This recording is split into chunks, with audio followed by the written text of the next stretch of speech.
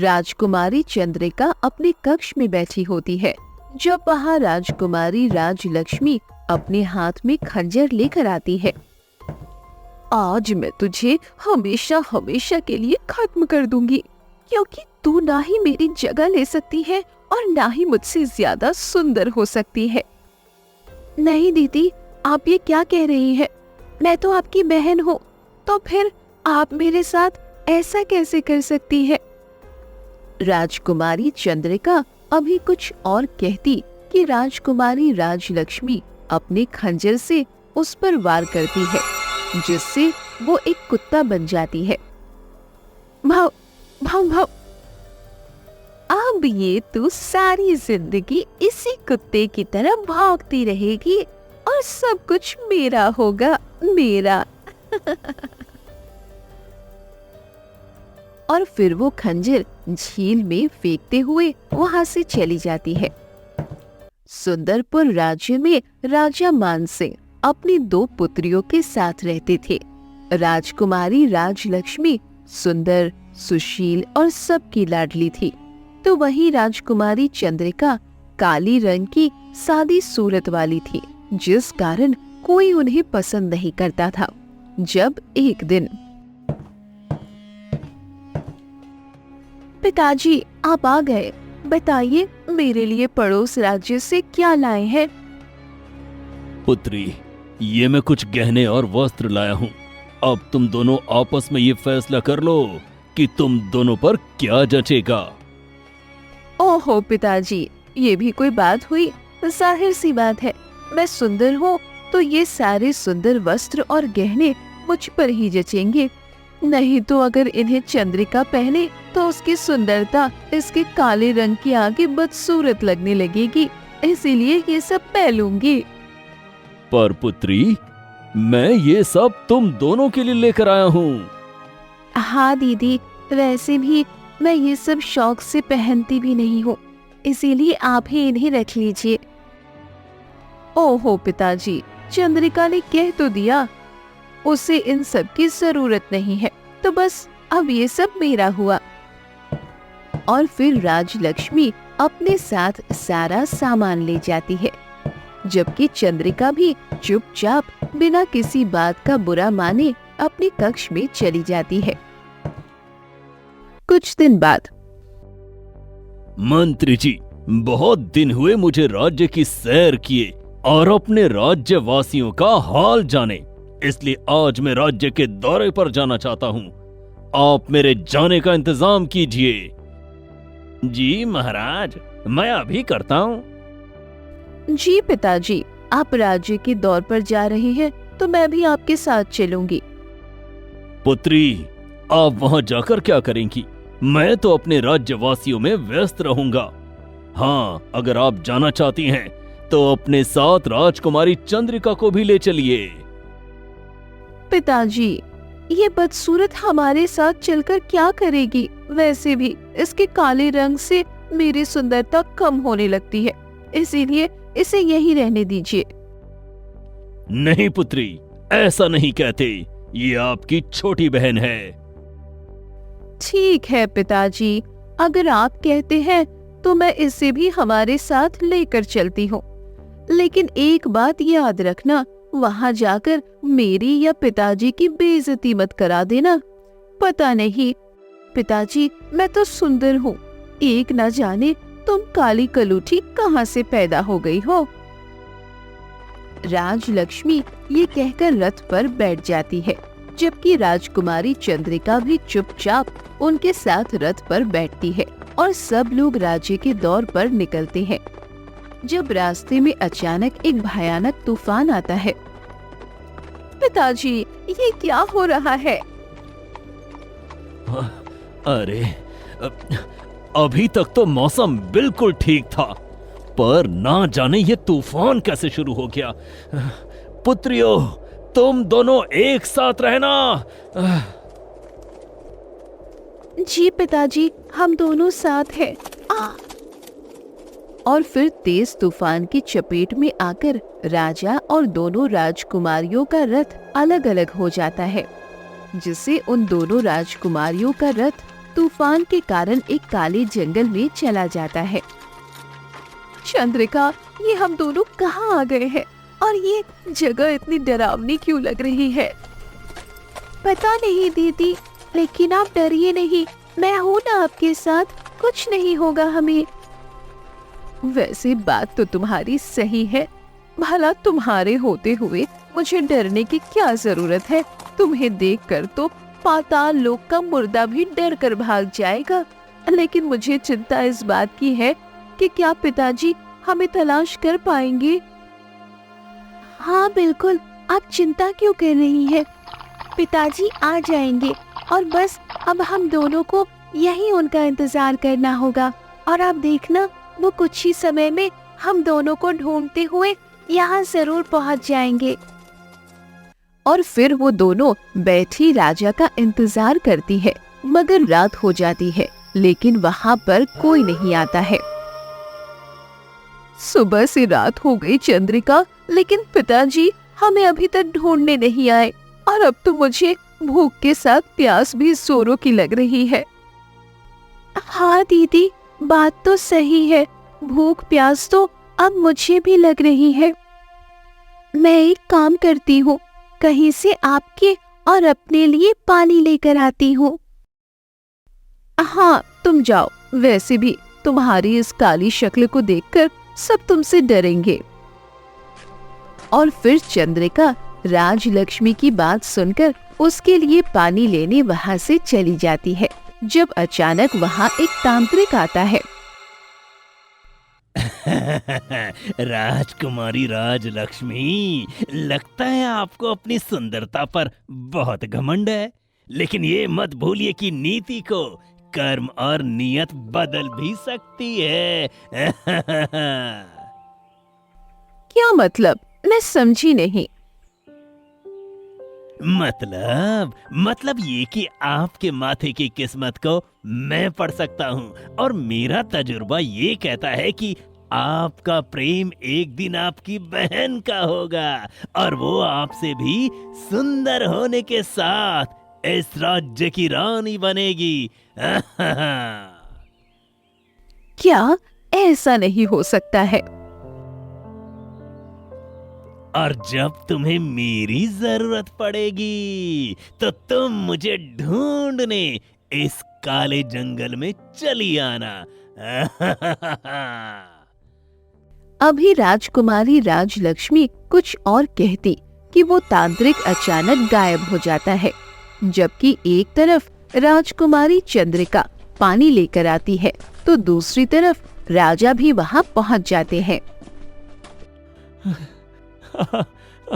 ओह, मेरी दोनों पुत्रियों, भगवान का लाख लाख शुक्र है कि तुम दोनों मुझे मिल गई, वरना मैं बहुत परेशान हो गया था।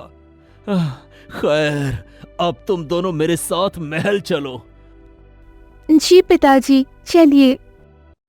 और फिर वो लोग महल चले जाते हैं, जबकि उस दिन के बाद से राजकुमारी राजलक्ष्मी कुछ उलझी उलझी सी रहने लगती है। क्या हुआ दीदी, आप इतनी चुप क्यों हैं? आप तो हमेशा खुश रहती हैं। अरे ओ काली कलूठी, तो मुझसे बात मत किया कर और ना ही तू अपना ये मनहूस चेहरा लेकर मेरे सामने आया कर। तेरी ये मनहूस शक्ल देखकर मेरा दिन खराब हो जाता है।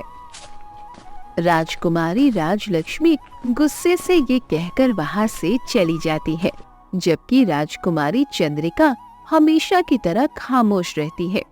कुछ दिन बाद, मंत्री जी, आपने हमारी प्रजा में एक बराबर से उनकी जरूरत के अनुसार चीज दान कर दी है ना? कोई रह तो नहीं गया ना? जी महाराज, मैंने प्रजा में सब कुछ एक समान बांटा है और अब कोई नहीं बचा। लेकिन अभी मेरी भिक्षा बची है महाराज। अरे साधु बाबा, आप आइए आइए, कहिए क्या चाहिए आपको? जो आप अपनी खुशी से दे दे महाराज, वही मेरे लिए भिक्षा है। और फिर साधु बाबा को महाराज उनकी भिक्षा देते हैं। जब वहाँ उनकी दोनों पुत्रियां आती हैं। साधु बाबा, सब कुछ तो अच्छा चल रहा है, लेकिन मुझे एक चिंता बहुत सताती है। कैसी चिंता? यही कि मेरी बड़ी पुत्री सुंदर सुशील है, जबकि मेरी छोटी पुत्री रंग की काली है। इसलिए आगे इसका क्या भविष्य होगा, मैं ये सोचकर परेशान होता हूँ कि इसके नसीब में क्या लिखा है। आप चिंता मत कीजिए महाराज, मैं अभी राजकुमारी चंद्रिका की भविष्यवाणी करता हूँ। और फिर साधु बाबा अपनी आंख बंद करके राजकुमारी चंद्रिका की भविष्यवाणी करते हैं। महाराज, मैंने आपकी छोटी पुत्री की भविष्यवाणी की है और उस हिसाब से आज काली और साधारण दिखती है, वही एक दिन दुनिया की सबसे सुंदर कन्या कहलाएगी। साधु बाबा ये कहकर वहाँ से चले जाते हैं, जबकि उनकी ये बात राजकुमारी राजलक्ष्मी के दिल में जहर बनकर बैठ जाती है। नहीं, इस दुनिया में सबसे सुंदर मैं हूँ, मेरे अलावा कोई सुंदर नहीं हो सकता। इससे पहले कि साधु बाबा की भविष्यवाणी सच हो, मुझे कुछ करना होगा। हाँ, मुझे उस तांत्रिक के पास जाना होगा। और फिर राजकुमारी राजलक्ष्मी जंगल में उस तांत्रिक को ढूंढते ढूंढते उसके पास जाती है। ओम भीम चामुंडा विचे। अरे राजकुमारी राजलक्ष्मी, मुझे मालूम था कि आप यहाँ मेरे पास जरूर आएंगी। खैर, बताइए किस लिए आई हैं? मैं यहाँ आपसे मदद मांगने आई हूँ और मुझे पता है सिर्फ आप ही मेरा ये काम कर सकते हैं। कहिए, क्या काम करवाने आई हैं आप? मुझे ये बिल्कुल बर्दाश्त नहीं होता कि राजकुमारी चंद्रिका इस दुनिया में सबसे सुंदर दिखे, क्योंकि यहाँ सिर्फ एक ही सुंदर हो सकती है और वो मैं हूँ। और फिर चाहे मुझे इसके लिए उस चंद्रिका की जान लेनी पड़े तो मैं ये भी करूँगी। ओह, अच्छा, तो आप अपनी छोटी बहन की जान लेना चाहती हैं अपनी सुंदरता को बरकरार रखने के लिए। ठीक है, मैं आपकी मदद जरूर करूँगा।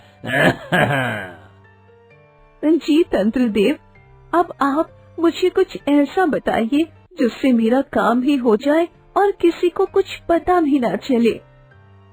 ठीक है राजकुमारी, मैं आपकी बात समझ गया हूँ, लेकिन अगर आप अपनी बहन को मौत से बदतर सजा दें तो कैसा रहेगा?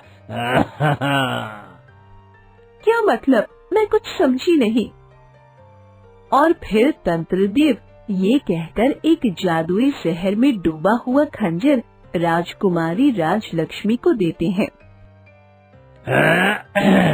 ये लीजिए राजकुमारी राजलक्ष्मी, इस खंजर को आप अपनी बहन के सीने में उतार दीजिएगा, जिससे वो एक इंसान से एक कुत्ते का रूप ले लेंगी और फिर लोग उससे प्रेम की जगह घृणा करेंगे। अरे वाह, ये तो और भी अच्छा है। लेकिन एक बात याद रखिएगा, जिस दिन किसी नेक इंसान ने राजकुमारी चंद्रिका के कुत्ते बने रूप से सहानुभूति जताई, उस दिन उसका रहस्य सुलझ जाएगा। नहीं तंत्रदेव, मैं जानती हूँ मेरे राज्य में ऐसा कोई नहीं है जो किसी कुत्ते से सहानुभूति करे। और फिर राजकुमारी राजलक्ष्मी वो खंजर लेकर राजकुमारी चंद्रिका के कक्ष में जाती है। अरे दीदी, आप यहाँ आइए ना अंदर। हाँ हाँ, आ रही हूँ मैं तुम्हारे पास, तुम चिंता मत करो। मैं तुम्हारे पास आऊंगी नहीं तो तुम्हारी जान अपने हाथों से कैसे लूंगी? क्या दीदी, आप ये क्या कह रही है? जान और मेरी क्यों मजाक कर रही है आप? मैं मजाक नहीं कर रही, मैं सच में तुझे मारने आई हूँ। तू मेरी जगह लेगी, मेरे प्रेमी से विवाह करेगी, रानी बनेगी, सुंदर बनेगी? नहीं, ऐसा इस जन्म तो क्या अगले 7 जन्मों तक नहीं होने दूंगी। और फिर राजकुमारी राजलक्ष्मी ये कहकर उस खंजर को राजकुमारी चंद्रिका के सीने के पार कर देती है। दीदी, आपने ये क्या किया? मैं तो आपकी बहन थी, तो आपने मेरे साथ ऐसा क्यों किया? और फिर राजकुमारी चंद्रिका के सीने में उस खंजर के उतरते ही उनकी चीख एक कुत्ते के भौंकने में बदल जाती है। चलो, अब मेरा काम तो हो गया। अब मैं रहूंगी हमेशा इस राज्य और दुनिया की सबसे सुंदर राजकुमारी, जबकि तुम अब एक कुत्ता रहकर सबके लिए सिर्फ घृणा का पात्र होगी। खैर, अब मैं पिताजी के पास जाती हूँ, क्योंकि मुझे उन्हें तेरे कारनामे के बारे में भी तो बताना है। और फिर वो खंजर झील में फेंकते हुए वहाँ से चली जाती है।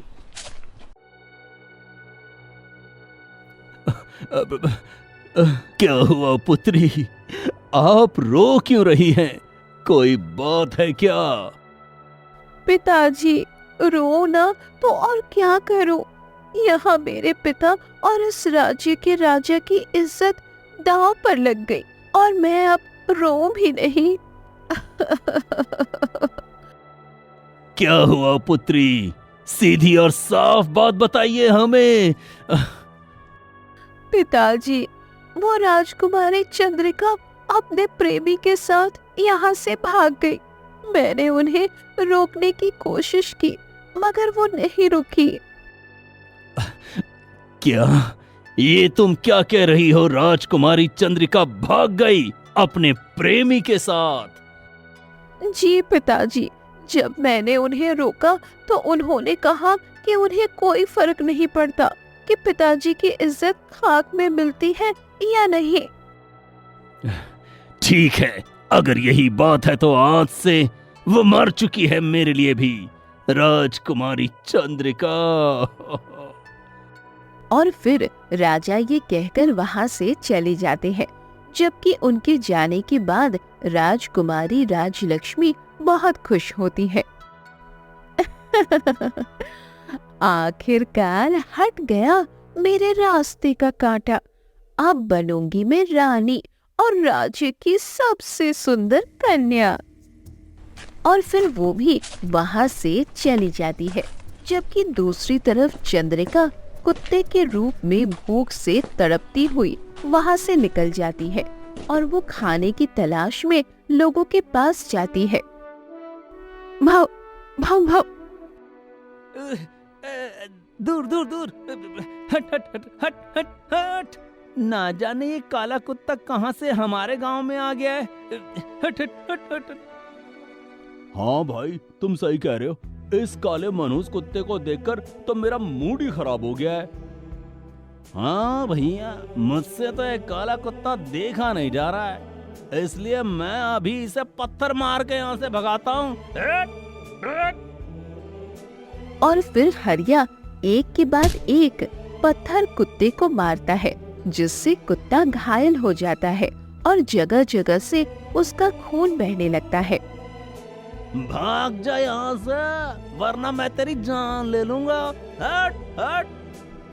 और फिर राजकुमारी चंद्रिका घायल होकर चुपचाप वहाँ से चली जाती है और फिर इस तरह सारे लोग उससे घृणा करने लगते हैं। पता नहीं रामू, मैं कई दिन से इस कुत्ते को देख रहा हूँ। लोग इसे मारते हैं, पीटते हैं, दूर भगाते हैं, फिर भी ये यहीं मंडराता रहता है।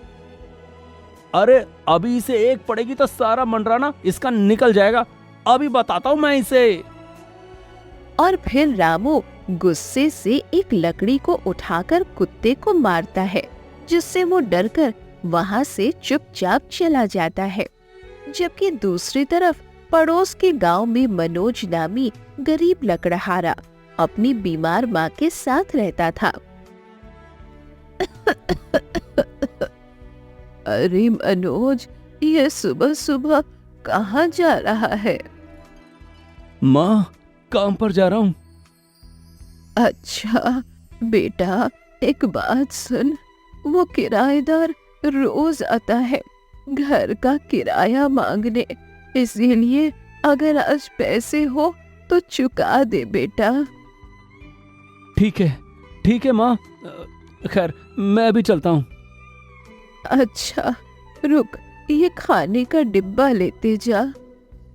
और फिर मनोज वहां से जंगल जाता है और लकड़ियां काटते समय सोचता है, मैंने माँ से तो कह दिया है, लेकिन मैं पैसे का इंतजाम कहाँ से करूंगा? भाव भाव भाव। अरे ये कुत्ता, लेकिन ये तो बहुत जख्मी है और इसके शरीर से तो खून भी बह रहा है। भाव भाव भाव। लगता है शायद ये भूखा भी है। एक काम करता हूँ, मैं इसे अपना खाना खिला देता हूँ। और फिर मनोज उस कुत्ते से घृणा करने की जगह उस पर तरस खाकर उसे अपना खाना खिलाता है। जब वो कुत्ते को जल्दी जल्दी खाते देखता है, बेचारा बेजुबान जानवर, न जाने इसके साथ ऐसा किसने किया है। इंसानियत तो जैसे मरी गई है। लेकिन तुम चिंता मत करो, आज से तुम मेरे साथ रहना, मैं तुम्हें खाना दूंगा। और फिर अपना काम निपटाकर पैसे कमाकर कुत्ते को साथ लेकर अपने घर जाता है। मनोज, तू इस कुत्ते को यहाँ क्यों लेकर आया है? अरे माँ, मैं इसे हमारे घर इसलिए लेकर आया हूँ क्योंकि ये बहुत सीधा है और लोग इसको मार मार कर जख्मी कर रहे थे, इसलिए आज से ये हमारे साथ रहेगा। अच्छा चलो, अच्छी बात है। और फिर जैसे ही किराएदार वृंदा से लड़ने और पैसे मांगने आया तो कुत्ता उस पर भौंकने लगता है। अरे तुम इस पर भौंको नहीं, मैं देख लूंगा। और फिर मनोज के कहने पर कुत्ता शांत हो जाता है, जबकि किराएदार के जाने के बाद मनोज कुत्ते को सहलाता है। माँ, ये कितना समझदार है। इसे महसूस हो गया था कि ये किराएदार हमसे लड़ने आया है, जब ये हमारे लिए शोर मचाने लगा। हाँ पुत्र, वो कहते हैं ना, बेजुबान जानवर वफादार होते हैं। और फिर वो दोनों कुत्ते से प्रेम करते हैं। जब रात के समय मनोज को एक सपना आता है। मनोज, मेरी मदद करो, मैं एक कुत्ता नहीं बल्कि एक राजकुमारी हूँ और तुम ही मुझे आजादी दिला सकते हो। क्या तुम राजकुमारी चंद्रिका हो? मगर ये कुत्ते जैसी तुम क्यों नजर आ रही हो और मैं तुम्हें कहां से आजाद करवाऊं? और फिर मनोज के पूछने पर चंद्रिका यानी कि कुत्ता सपने में उसे सारा दृश्य दिखाती है, जिसे देखकर मनोज की आंखें खुल जाती है। इसका मतलब है ये कोई साधारण कुत्ता नहीं बल्कि इस राज्य की राजकुमारी चंद्रिका है। हाँ, मुझे अभी महाराज के पास जाना होगा और उन्हें सब सच बताना होगा। और फिर मनोज कुत्ते को लेकर राजमहल जाता है। अरे मनोज, तुम ये महल में, वो भी इस कुत्ते के साथ, बताओ क्यों आए हो? महाराज, मैं आपको आपकी पुत्री राजकुमारी चंद्रिका का सच बताने आया हूं। नहीं मनोज, रुक जाओ, मुझे कुछ नहीं सुनना है उस बदचलन के बारे में जो मेरी इज्जत को खाक में मिलाकर अपने किसी 2 टके के प्रेमी के साथ भाग गई। नहीं महाराज, आप बिल्कुल गलत समझ रहे हैं। राजकुमारी किसी के साथ नहीं भागी, बल्कि वो हमारे साथ यहाँ मौजूद है। और फिर राजा के पूछने पर मनोज उन्हें अपने सारे सपने के बारे में बताता है, जिसे सुनते ही राजकुमारी चंद्रिका अपने असली रूप में वापस आ जाती है और पहले से और भी ज्यादा सुंदर हो जाती है।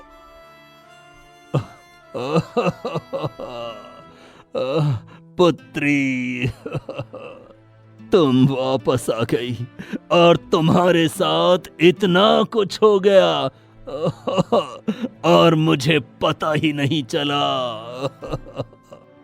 चलता भी कैसे पिताजी, जब घर का भेदी घर में ही मौजूद था तो आपको सच भला कैसे पता चलता?